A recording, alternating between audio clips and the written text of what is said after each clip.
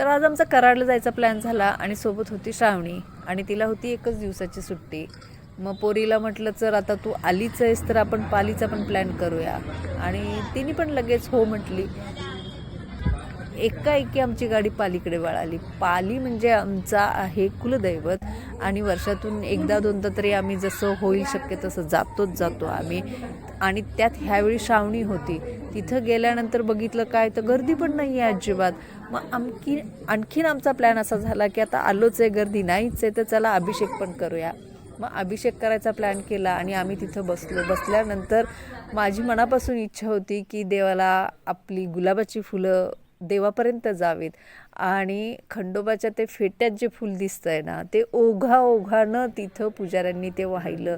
काय सांगू तुम्हाला, मनाला एवढं समाधान वाटलं ना ते बघून. त्यात गर्दी नव्हती आणि एवढं असं मनासारखं दर्शन घेता आलं. त्यात तर मग दर्शन घेतलं की प्रदक्षिणा घातली. प्रदक्षिणा घालताना श्रावणीला बरंच काही तिथलं सांगत होते, कारण आपल्यासोबत आपल्या रूढी परंपरा मुलांनाही माहीत व्हाव्यात म्हणून आम्ही सांगतो बरं का तिला नेहमी असं काय.